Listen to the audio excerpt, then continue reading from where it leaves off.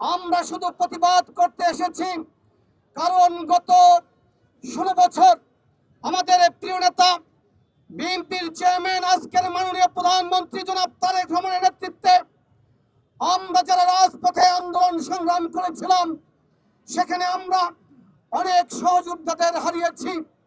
অনেককে গুলি করে হত্যা করা হয়েছিল, ক্রস ফায়ার দিয়ে নিহত করা হয়েছিল, গুম করা হয়েছিল, চোখ তুলে নেওয়া হয়েছিল, হাত কেটে নিয়েছে, পা কেটে নিয়েছে, পঙ্গুত্ব বরণ করতে বাধ্য করেছে। আমরা সেই দুঃসময় পার করে এমন একটি সময়ে এসে উপনীত হয়েছি যখন বাংলাদেশে শান্তির সুবাতাস বইছে। আমাদের মাননীয় প্রধানমন্ত্রী প্রকৃত অর্থেই বাংলাদেশকে একটি মানবিক রাষ্ট্র পরিণত করতে চান। ঠিক সেই সময় বন্ধুরা আমার, একদিকে পতিত ফ্যাসিবাদী গোষ্ঠী, আরেকদিকে গুপ্ত সংগঠনের সন্ত্রাসী বৃন্দ দেশকে অস্থিতিশীল করতে চায়। আমরা জানি না কারা হাফিজুল্লাহ বাবুর উপরে গুলিবর্ষণ করেছে, কারা ইউসুফ আলীকে হত্যা করেছে, কিন্তু আমরা অনুমান করতে পারি কারা দেশকে অস্থিতিশীল করতে চায়।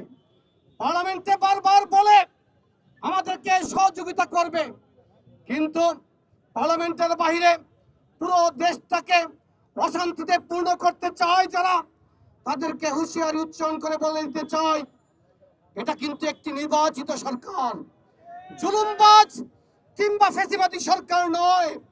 জনগণের ভালোবাসার ম্যান্ডেট দিয়ে বর্তমান সরকার দায়িত্ব গ্রহণ করেছে।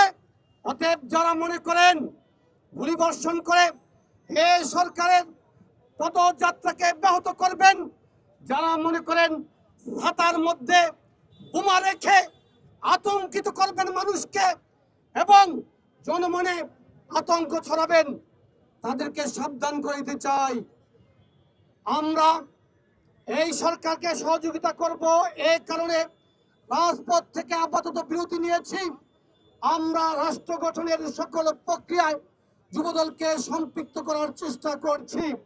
তার অর্থ এই নয় যুবদল রাজপথ ভুলে গিয়েছে, যুবদল প্রতিবাদ করতে জানে না।